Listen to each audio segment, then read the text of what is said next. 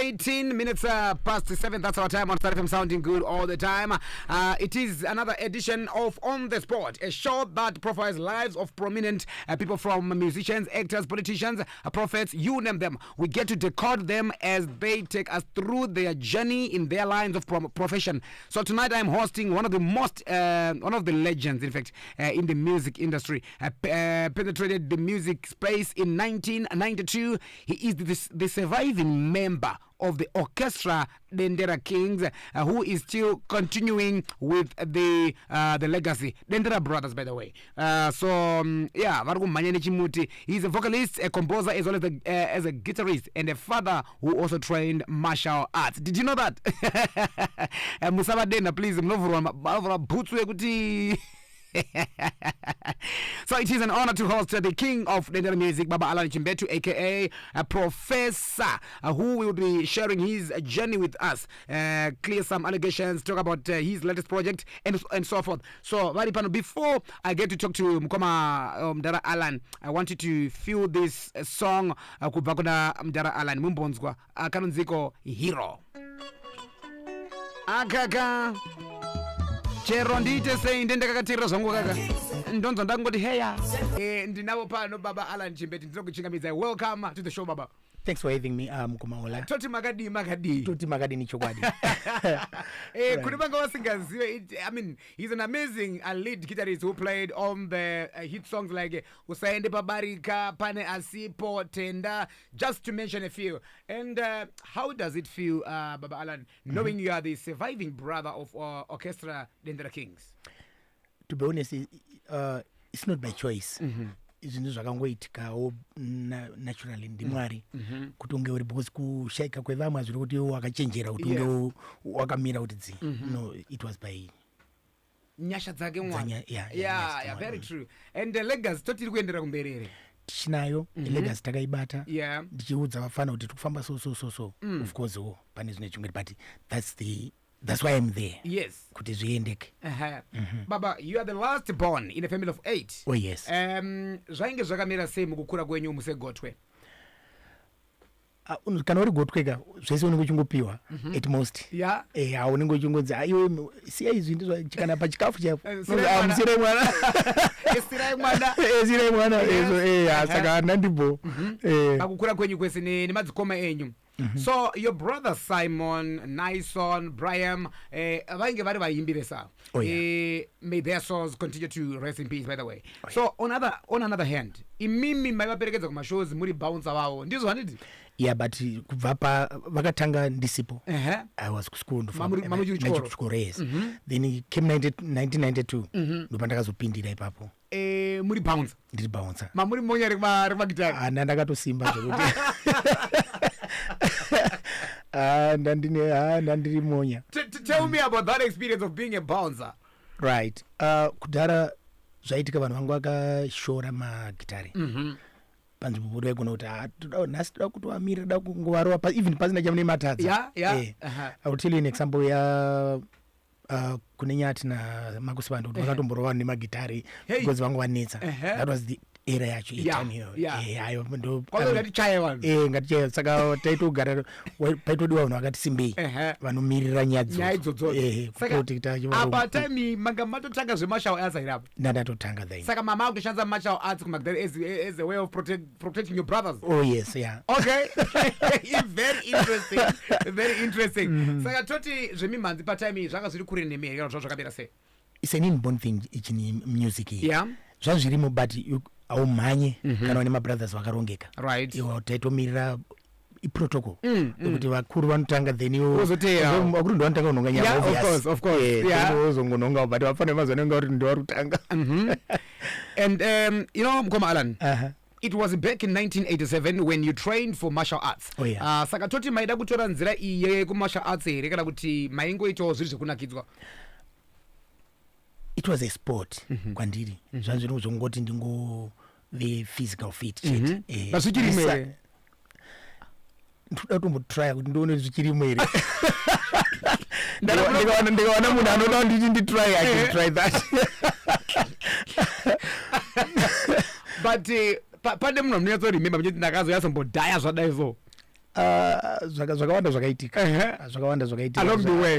Zvakawandisa Because kumagitari ndo zakunozombovrwa hombe and sometimes kunozodaka munga discipline because kuna munozodhera kuna anotora advantage maybe mukushanda kunochita vamwe and kuda kutora advantage yekuti because he's an artist saka pazi anondiita something like that. Yeah, so initially the brothers started off as Marxist brothers and later changed to Orchestra Dendera Kings, that is Simon and Nyson. Chichakazoitika kuti mude kujoin the band full time, right? Kuma 1990s Simon akaenda ku yatinoti temporary leave. Andomena leave like akaenda ku remand. Yes. Temporary leave. Okay. So pakaenda ikokoko chinhu chakasara chisina munhu akabata. So Brian was a soccer player, a good soccer player. But akatoona kuti beta nditombomira zvesoka ndibate chinhu chemukoma ichi chiende kumberi. At least paanodzoka unoona zvinhu zvakarongeka so. Right. Ndo pakaita take over vatoka kurova. Exactly. So was it the same time yavakazorecorda masongs avo mukoma Brian? Pavakatitora chinhu vakabva varekodha album rainzi ruregerero. I was there then. But that album iroro I still have some songs avo mukoma Brian. Yeah. Nice. Okay. Some pronounce it as Brian, some say Brian. Which is which? Brian. It's Brian. Actually it's Abraham. It's Abraham. So shortcut was only Brian. So matara nyekto like item as bora just.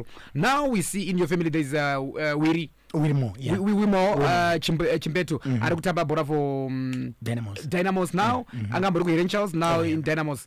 So ndezve muri azvitorimo futi togona kukwana ikoko kwana age yakudaura kuti aimbomira izvo tokuza mabuza bo atokwana uko. So mungambotitsanangurira ngoma Allan musiyano hunge uripo wedendera nesungura music vazhinji vanona se zvineka kufanana vamwe vanozisiyanisa. Let's talk about that. Zvakanyatsosiyana sei uyezve dendera rinobva papi? Right. Dendera ishiri yacho kana makamboinzwa ichirira. Yes. Ine mutinhimiro wainoita. That's the line ratoteera iroro. Kusungura ndizotonteera kupi. But isusu we focus on the sound yedendera. The way inorira nayo. That's our baseline. Inofamba nayo. But the origin of dendera vamwe tinobva murumba. Is that true? Basically ine fusion yerumba iyoyo. Of course, yes. A fusion yerumba with your own sound yamakakwanisa kuita to create. Okay. And saka sungura munoisa papi? Sungura nenda kutoda vari kuita sungura ndivabvunza kuti muri kuitora papi? Ini chandongozwa ndechoti zvakatisiyanei panyaya yebaseline iroro. Akunyanya pabase kunyanya because base redinda rinoudza kuti rinenge rimutsindo riri kurova zvairi chaizvo. Exactly. Mhuri yeZimbabwe pana mandokera namukoma Allan Chimbetu vamunoziva mese tichiti professor veorchestra Dendera Kings Central Committee. Why did you come up with that name Central Committee? Central Committee tine system chataishandisa kuti Simon tinomuisa ku like kana pachitwa toti politics or something. But I'm not saying we are politicians. The hierarchy. The hierarchy. Kuti kune masero kune machichichi. Then kuzosvika ku central kuzosvika ku polit bureau. Presidium takadaro. Saka taiti Simon anga ku polit bureau. Isusu tina Brian and pa Central Committee. Okay. So the other guy some pashure baita now you are there, we must go to Politburo. Central Committee. Those are 3 minutes. So actually this Central Committee thing started when Mdara Simon was still alive. Now I see. It is unfortunate that we lost the brothers. Vaivanetarinda rakadaro vairova manzi zoti nanhasi tikaiteerera zoti unofanira vanhu vachiri vapenyu. So how did their death affect you as a family as well as the band? Yange hard time. Zvakatafika zvakawanda panomuka zvakawanda panomuka masawira mamwe asingazive vanenge vachitaura zvakasiyana siyana zvokuti if kana uri weak zvinokutora woto otherwise kutoenda futi kudenga kwacho right. So it was a challenge, especially ipapo pekuti vanhu vaiuya nekuti isitiuza zvakati zvakati zvakati. So we were hooked in so many issues nenyaya that dismiss yevakomana. So zvakakutorera nguva yakadii kuti muzoti gatidzokerei back again on track after his death? Like as in mubasa basa rakaramba richienderera mberi soon after his death or makamboti breakei? Hatina kubreka, makaramba muchingoenderera vakashaka 2005. Yes. So 2006 tandakatoona kuti beta titosumudza chino kuti vanhu vanoziva kuti tiripo ndopatakazobudisa Sonia. It was a hit. It was a hit, yes. That one, yeah. So from there takabva tango ataka continue from there. Kuzombomira. Atina. We know Baba Simon Chimbetu was a unifier, who brought his family together, but kungotisia kwa wakaita band rakabva raitawo mazvake rakapara kumonere ewanhu akanga mazvake. Take us back to that time, Baba, kuti chii chakanyatsoitika kuti vanhu vabva vada kuti kuparadzana nekusashandidzana pamwe chete kubva pakushaka kwaita Baba Simon. Okay, yeah, zviri mukati mevanhu kuti panogona pakashayika muridzi wechinhu kazhinji. Yes. Panoita mutauro vanhu vanotaura zvakawanda. Yes. So takaona kuti it was better kuti mumwe nemumwe amire nechake. I mean, because energy yanga yakawanda. Yes. Especially kwatiri tese tese vanhu vangu vasara. So taida kuti uya ne idea yake, uya ne idea. Sometimes zvava zvatikonzeresa kuti tigone kuti okay iwe mhanya nepapa ndimhanye nepapa kuita mangwana ndikabhuruka ndoinje kukwereta. All right. No. So that was the idea, but pachikwa ndipoti we are one family.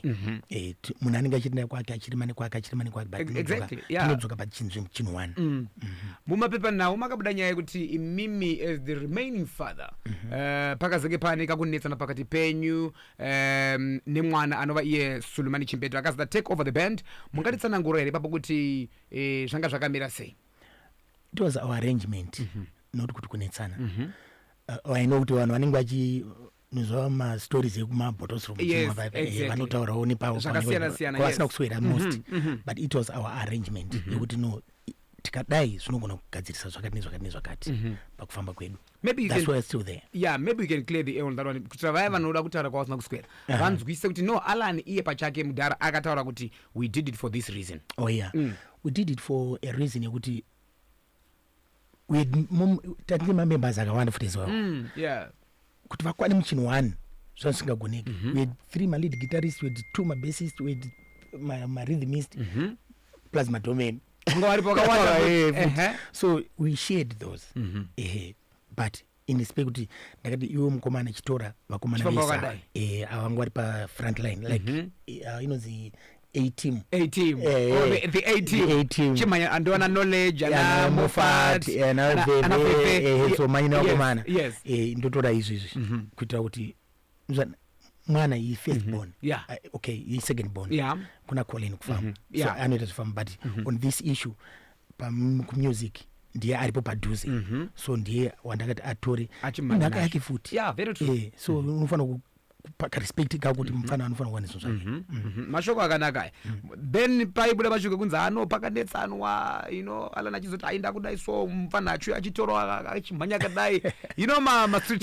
Yeah, ndikumanzwa anenge achisvika muzee. Anosvika kwamuri.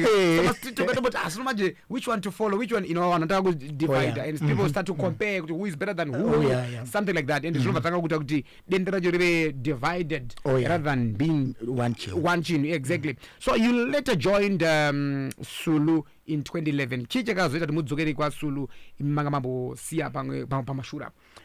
Ndiripo pakumonitor ma-situations ese. Even kana ukatrace ukaita any situation. KwaSulu ukaita any situation. Even Dagi akaita situation. Yes. I'm there to monitor. That's why it's central committee. Central committee. So KwaSulu kune zvanga zvaita zvanga zvadzikira. Pane zvanga zvichiitika. So I had to get in and tigadze chinhu chirambe chichienda kumberi. but renyu mama mamuna robeni mama mamborisi mandambotorisiya paseni ngati indikuya imbomira nditore nengoma panizviitika mukoma Allan. So makatora mangani makore mangani before you joined Sulu or you rejoined Sulu? If I may, it wasn't rejoining. It was like there must be another term. Another term? Yeah, another term. First term, then the second term. Well, no, I mean like the rejoining. Rejoining. There must be another word. But okay. Musadi toti kudzokera. No. Magara muri kwere. I'm there. No, you're there, but you're not on salary there. You are not on roster there. It's not about salary. Yeah. It's about the family, the thing, the oneness. I'm there. Spiritually, I'm there. If I'm spiritually, you're there. I'm there. But physically, let's talk about physically. All right. How many years amagatora msamadzo yako physically, but though spiritually you were there? Oh yeah. From 2007, 8, 9, 10, 11. That's about 4 years. 4 years. Then you went back. Then I parted ways again. Then you remained there spiritually. Yeah. So now manengweka dimasia. From 2011 there takangot was takaita about 2 years yet. Then ndadzokera kwao. Yes. Backstage. From there up to now. Ndobo zvazviri. Anditi. So right now you are muri kumanyane band renyu imimi. Oh yeah. Central committee. Sulu achimanyane rake. Oh yes. Also at Trison and Douglas as well. Oh yeah. Okay, so share with us baba mazuwa amange muchiri makakwana. You know, muchita matozi enyu in the 90s. What are your best memories of those days? There are a lot. There are a lot. Okay. Takaenda kuzushane. Tikanoridza mumaglass stadium. Namkuma Simon. Right. Brain varipo. That show was great. And Sandagambo experienced a show like that. Yeah? Yeah, it was the best of my time. Yeah. What happened that day? Chamatin will remember, and for you to say to call it the best. Someone danced more than the way he used to do. Ndakatoshamisa kuti munhu anotamba anenge achitipushira kumberi. Because mostly aingosikisa. Otisairira kumberi. Isitonoita mastaira pafront. All right. But that day it was. You know, I have a question. You know, I always ask myself this. If you say Allan, Dara Simon, Vangwasiri that Bayango Sikis, then who choreographed all those, my dances and don't have to head to head, say side by side, all those. Okay. Yeah. I was the main anchor on Yema dances. Oh. But we could accept Mamano to race. Right. But I was the main choreographer. Way my dances are. So you're saying before you joined the orchestra at Inter Kings, there were no those dances? They were like my 1-2 dances, which were anga too exhausted. Okay. Anga too much more. So you wanted to then revamp and bring new ideas as well? Exactly, yeah. Oh, wow. When they go to my dancer, oh yeah. So should we expect more dances from you? New dances? They are there. We are doing them my shows. Oh, Manyoan. They are there. Okay. So igore ripira bakatekezerwa mamic anga abiwa akasikotorwa muri pa stage while he's performing. I remember that story. Oh yeah. Someone anga asipo ipa. So we nini na Brian in the team. Yeah. Kwanguri ku Paolis. Yes. Gore anjariziwe ine. So takangona boys rasvika zvanzi guys munhu pane munhu anga akatoiswa cheni achinongedzera nemusoro iwe imwe asi iyo nemusoro achinongedzera nemusoro rozi maoko anga akasungwa ukati kondivikidiwe satotorwa microphone zatoenda. So then tandine mukomana ainzi Martin Wasosa ndiye akazoenda netimu racho ndo hama kutsvaga mamicrophone kwangu kuma 9 kutsvaga mamwe haachawanika apachisina show yakatokanceleka. It was said because of my microphone. Because you can sing direct online.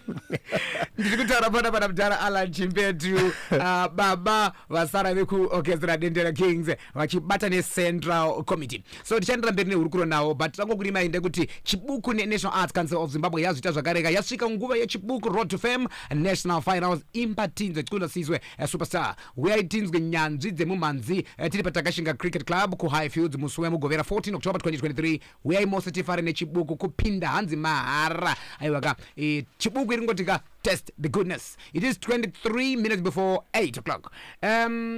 Mamaika yapa akaenda mudhara makazoita sei after makatsala show makazotenga mamics here o makazo negotiate yayo mamuti chitionesa ayo akatoenda kwaakaenda kwaangatorwa kwacho asingazivi ndobvatodzokera so we had to buy some new ones.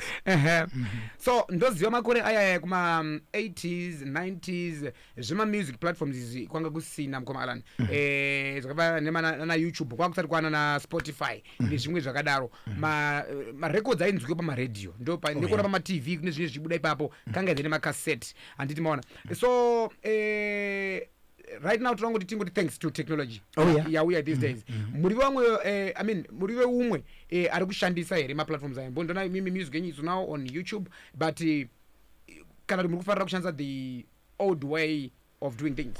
No, tokufana kuti modify I mean kuto upgrade our system totoita follow up nezviripo those ndokuri kutotengesa music because no, you cannot sell a CD, you cannot sell, maybe you can sell a flash bosidi apa zvadopfuura saka neku Spotify koko ne YouTube koko ndokuri kutoita kuti zviite zviri nani zvirambe zvakanaka.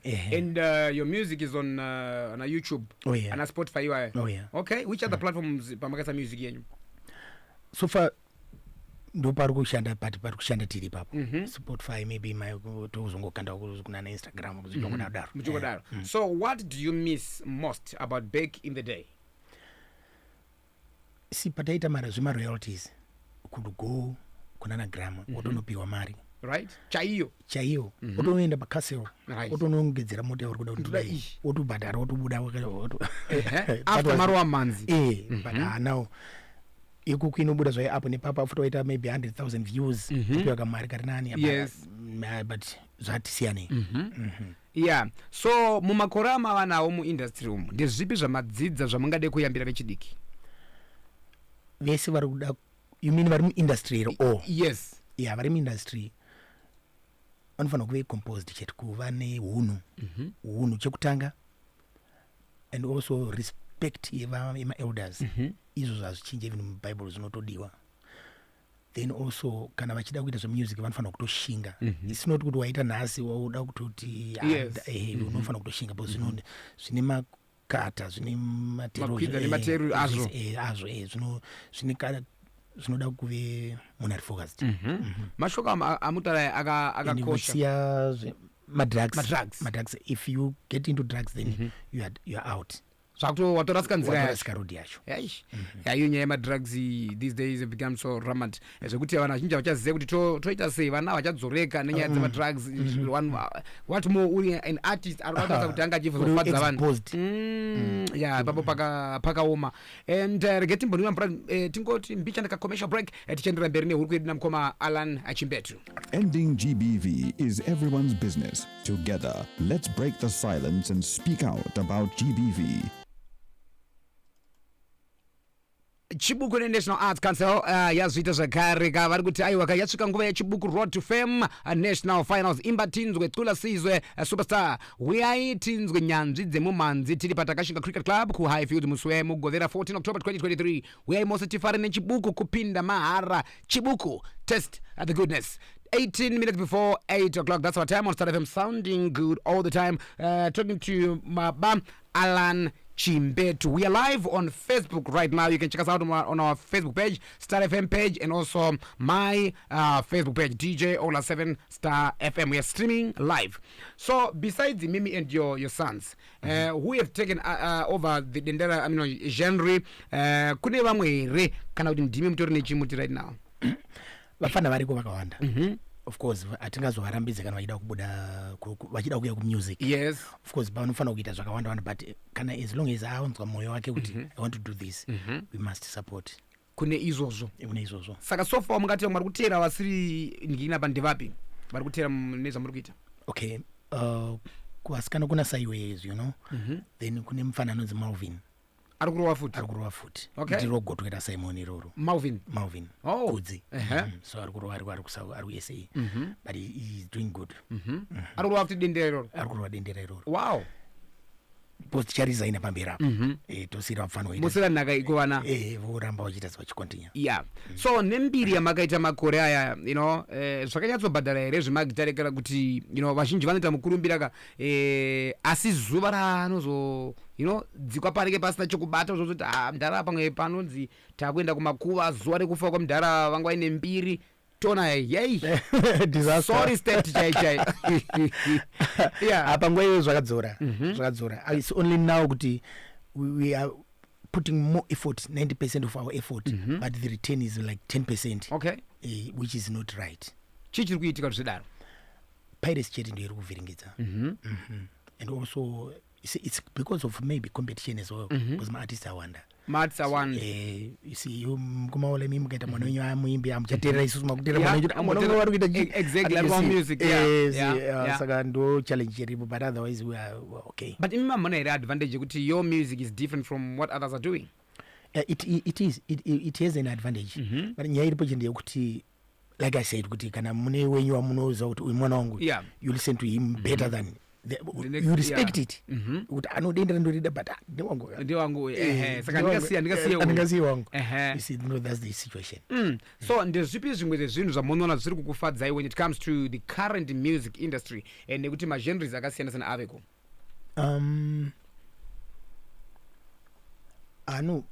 chiri kuitika ndechekuti chero munhu aita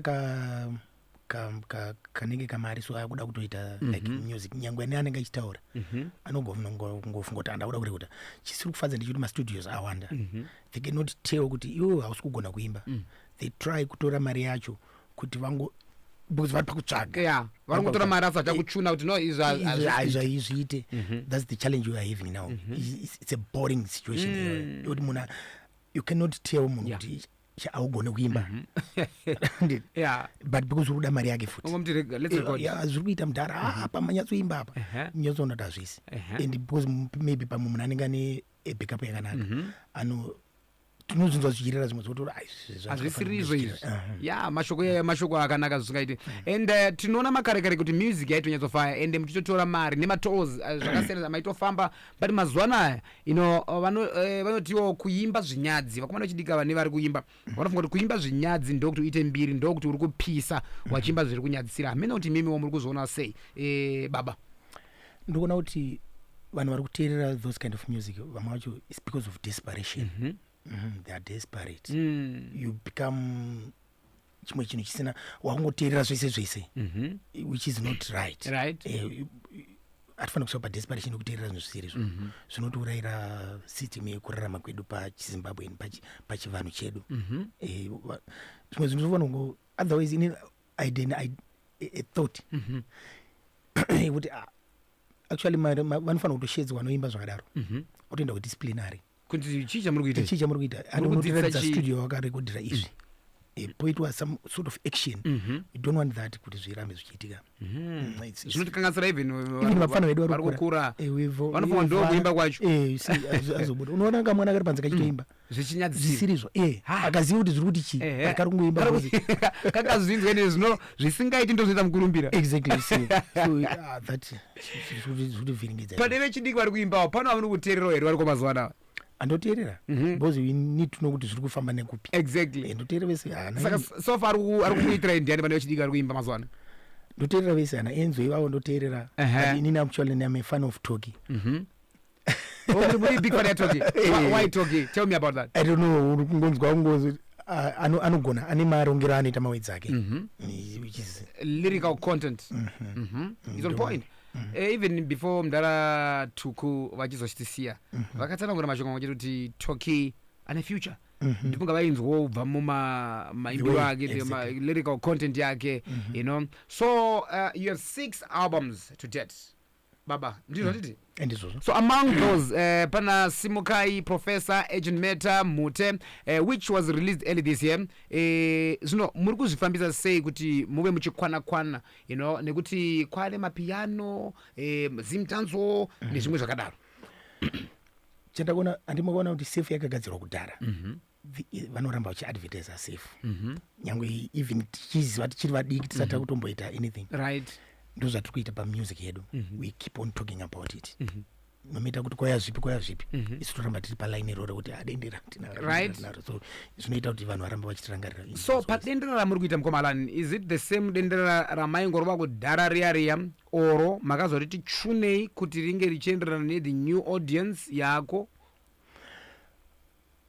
tinoramba tiri palaini iroro. Mafanzi edendera vari so strict vakafanana nevamwe mafanzi vandoziva vemamwe matimu ebhora right nomeita kuti ukavhiringa pakati vanotokudza kuti aiwa watirasisa exactly toziva izvi saka isusu tinototyawo kuti uda kuti tibude mureyo tochika kwagumbura exactly samuna muchingorova iroro but iroro manje hariseri riri kunyanyodiwa nemadhara because vakarinzwa remember from 90s what about those other 2000s now?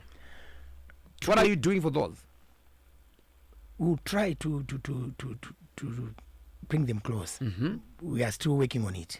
I'm sure chivatsvagira way yekuvadhonza nayo but they must also know kuti chinhu chekudhara chisi kuti chapera chinhu chekudhara chinoramba chiripo. It's the history but chinoda kuti chichinzwikwa futi as well monzo takabva papi so it's not because you are uri wema 2000 sorry uri wema 2000 saka izvo hazvichaita izvi no we must also your son Douglas Chimbetu is also doing music nemsikana ari kuita gospel dendera. How has it been, mentoring your children? Right, I'll certainly msikana ari kuita that gospel dendera. It was a good move. She's doing well. Yes, aiweyeyo she's doing good. Okay, ndinotosvika pakumubatsira futi as well kuti zviendeke right pane mumwe zvaanenge chida ndakatoita collab naye. It was a good one. Yes. Then Doug as well is doing well. Now ari kufamba nasulu Nasulu these days. Yeah, so vanenge vari vese paband. Okay, which is a good which is good. Yeah, very very true. Was it his decision yekuti aende or maybe it was because maybe angasina band? No, pane matauriro atakaita kunze see pane zvanga zvichiitika pari just like zvanga zvichiitika kuna Tyson zveshe it was also kuna Doug. So vanga vakupinda madrugs vakomana vanga vavhiringidza paipa so vanangopinda mukomana mukuru kuti aibata mukomana wosoka mukoma Sulu akazobva wachigwina but aiwa comrade uyapadhuza pane nchikumonita. So how is he doing right now? Muchimuona he's better now. Even Tyson is now okay. Vakomana rehab yakawabatsira yakati aiwa ikatichisiyezo madrugs bose paunoenda kurehab unotoona vari wesi kuna iwe atika saka nditori nani okay saka kuita kwaarita naSulu ndekuti ari part of the band members as a band member kana kuti anenge achitorowa malead? No, he's part of the band. He's part of band members. Ari kutoita se a player. So Sulu ari pafront zvake. Yes, yaripo inoso zvinomubatsira kuyazoona experience and exposure as well. Zvakakosha izvo but koimimi kosei musingaite like I was talking to one of the promoters today when he saw the poster that kuti ndiri kuita interview namukoma Allan saying all aimbonibvunza kuti why can't they just do one thing as a family zvaingoita kana mudhara Simon, mudhara Allan, mimi mudhara Simon nana Brian nana Nyson yanga iri team waine band one. Why can't you do that? Since these days kwane competition is stiff but also mimi kwaya as a force makabatana. Why can't you do that? We can do that maybe apo nepapo like kana tichita commemorations but as it stands now titori vanhu vakatoemploya vamwe vanhu Tyson anenge ane vanhu kana kuti 18 ndine vanhu vangu inini 18 then Sulu ane vanhu vake 18. We are creating employment. It's a way of creating employment. Yeah. How many band members do you have? So even 12 so far. I have 12 band members. Ndisingataure security. Right? 12 band members. 12 band members. Ndara. And how are you sustaining? Do you have shows weekly? I do shows every week. Yeah. Last week natori kadoma. Sometime big nandiri kwagutuko muchichimanya every place tinoenda every corner. That's very good because chishuwiro chevanhu vakawanda mubvunzo unobvunza vanhu vakawanda adai vanhu vavambobatana vamboita chinhu vari one saka kusaziva kuti apart from my commemorations muna pako pamukambo surprise one ne album for example because team album zoti tikateerera sonzo ati papa inzwa voice ramdara Allan tunza voice ra Nison tunza mdara Chopper can't you do that son? We are working on it. Sure you will hear it soon. And did it? All right, Baba, you were allegedly accused of failing to pay for maintenance in 2012. Oh yeah. So that the newspapers and whatnot. Those allegations. Were those true allegations? Bhuru nemavanga. What a response from Mudara. As if Bhuru nemavanga. Makazo peta sei bandiri. Unongozoona kuti bhera kuramba uchitoita zvinenge zvidiwa. Yeah, because you cannot run away from it. Kusvikira mwana atosvika 18 years. Yeah, of course I was young then. Asingazivi kuti zvinenge zvichifamba sei kumberi zvichazonetsa kusvika papi. Sure. Of course I'm not proud of that. But kungoti zvinhu zvakaitika tichiri vana takunyatsokumberi zvichaita sei. Repercussions. Saka and mwana akazopfura 18. Yeah, mwana akazopfura 18. And now makamazokumbwa joke racho. Yeah, which is good. Which is good. But now, what's your advice? Not only kuna baba mdara ukuthi like mimi matara nyanya you were young then and whatnot. But could you mwana baba kunzo kumdara ukuthi they are failing, to take care of wana wao chacha deliberately. Wana watu amutaza chikoro, sometimes there's a situation ukuthi unaona kuti baba anakagara nemwana mumba. Anobadara mwana wae na school fees. But mwana wake ari kunze asikosa kumbadara. Yeah, munoti kudini mashoko kadai. Chinenge chakanaka ndechekutoita sit down. I know kuti panenge pane kakusawirirana most partner wamaketa naye kana kuti mwana anditi. Yes. But the most better thing is to sit down muri two. Put it down differences. Moita focus on the kid. On the kid. Yeah. Pamunokundikana munoonesana. Because pane kukundikana kunotouya. Yeah. Pane panozodiwa kana kuti then you autori in position yekuti unayo. But kana muchigara mese pasi muchionesana. Zvinorerutsa ndima munobatsirana kutsvaga. Mashoko maomba amuri kutaura mudhara. Ndinoda kuti mbokubvunzai mubvunzo wakapusa. Kuti pama albums ese amakaita, ndiripi yomunoti best album renyu. Ndisandadara pama songs ana mudhara Chopper. But pane renyu pama albums enyama kaita yamuti ndo best randakarova ere.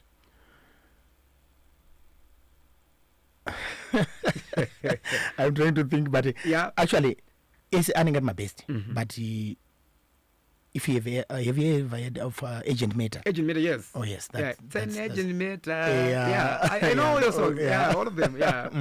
So that's the best for me. Agent Meta. Wow. Then Kwana Mdara Chopper. Which one? Ngwekauma was my best. Ngwekauma. Ngwekauma was my best. Composition yakatondivhundutsa kuti composition munhu aitora kupi. Mashoko akadzika zvakanyanya kuti it was my best. So muchiri kuenda masowe ere? Kana makazosiya? Ndichiri kudya mabenefits. Ekumasowe. Ndichiri kudya mabenefits ekumasowe. Mdakala. Kuti makasirei? Akusi kusiya zacho ngorelaxa. Mbichana. Mbichana ngorelaxa mbichana. Muzotenda madzokera back. Ndinjiita nchidongorera. Muchidongorera chaizvo. No, kana makambotsika ikoko chintu zoti aiwa tsoka chaibviko. Ine kuti padikiri chichimbotsoka. Exactly. So do you have any lined up shows, this festive season that is upon us? A lot. Tichaenda kumangura, then tichaenda kuchitungwiza, tichatenderera. I have married mwedzi uno October. All right. Oh yeah. So tichatendera nzvimbo dzakawanda. But then tiri lined up every weekend. Tine chibuda, tichipinda mukati tichibuda. Ichokwadi. Mashoko amuda kunyatsopa kuvateereri vari kutiona pa live right now and also kune vari kuteerera pa radio, vari kunzvimbo dzakasiyana-siyana. Amuchiti ini ndikambopuwa mukana wekutaura pa radio ringave ripi gore kuti ndimbotaura zvepamwoyo pangu. Ndiye kuti kudii? Chekutanga kuti kuvateereri varipo ikozmos Pastor FM nenyika yese ndongoti takatarisana nedendera chekutanga ndokuti ndiyo chandauya kuti muzive kuti tichiripo mapersonal of course anenge aripo but kuappreciata zviripo kwakanaka kana tichishingirira kuti tinge tichimira nezvakaitwa tichizigona tichienda nazo muchizvipasisa kuti tiri kugona, then tinichitarisira kuti mu-appreciate that. Patinenge chita kana kuti mashows aya tine takatotarisira kuti vanhu vachitouya vachitandara vachidzokera kudzimba dzavo, mapersonal vanhu vachisachi pasaive, zvinova tifokasa even pa-nature way yekurarama. People must just have love. Love is the best. Great. Mashoko mahombe aya. And lastly, how has it been kuti muve, like a father figure to some creatives, zaka kumanager ma creatives kwakaoma, let alone being a father to those creatives. Zvakanyatsomira sei? It's hard because vapfana vanenge vane zvavo, vane pfungwa dzavo. Pakita an issue, you don't like kutonga nedemo zvandataura ndizvo unotovhunza kuti saka apa ndizvo here apa toita sei apa, but uchiziva kuti une answer yacho kana kuti unotori neonzwa kuti vanoti chii, then kana vataura mune izvozvo then you go ahead. apa tongeke zvekumhanya vanenge vane ego so you ask kuti todii, at most you have to ask. Exactly. Ndinokutendai baba Allan Chimbetu. How can people get in touch with you? Right, they can get me on Facebook and also on Instagram. Yeah. But my WhatsApp, of course, yes. I've got a WhatsApp number. They can get me on that one, which is 0772 387 824. Yes. So Facebook and Instagram is Allan Chimbetu. It's Allan Chimbetu, yes. Okay. Amungazoende musamboti pakakora musamboti mbichana chete so because I was voice and ndatori dagani tisima mafans edendera manyama. You see what? Yeah. Tinoita mashows every weekend. So ipapa pandichiri kutomoda voice atazatadzoke saka kuti ndive vana panobuda something ndege inodona asi ndege inogona kungodona namdara Allan. Aiwa batsitinila kungokutenda mukoma Allan nekwe kwamaita kuti muzova nemashoko amunotaura nemafans enyu kuti muwe pa this platform chinhu chakakosha kwamuri uye chinokoshera mafans enyu. Ndinotenda imi manditaura ndisvike panzvimbo ino. Ndinotenda zvikuru. Peras mukoma Allan Chimbetu, baba vaDouglas Sulumani, Trison, you name them, ndo baba vasara kumuri yekwa Chimbetu vachisara vachisimudzira mureza wedendera. Ndakambonzwa imwe song yakaimba chiti riri kufamba dendera famba munyika dzose dendera iri hama dzangu kambai vakaritarisa chete. I love that one. So ndazokuita ndimuimbe. Thank you so much for watching. Thank you so much for listening. My name is DJ Ola7 Tichiripo Zedu. You can follow me on Instagram at DJ Ola7, Facebook page DJ Ola7 Star FM, and of course my YouTube channel at DJ Ola7. Don't forget to follow us on the big one at Star FM Zimbabwe on all social media platforms. It is 8. Time for the news.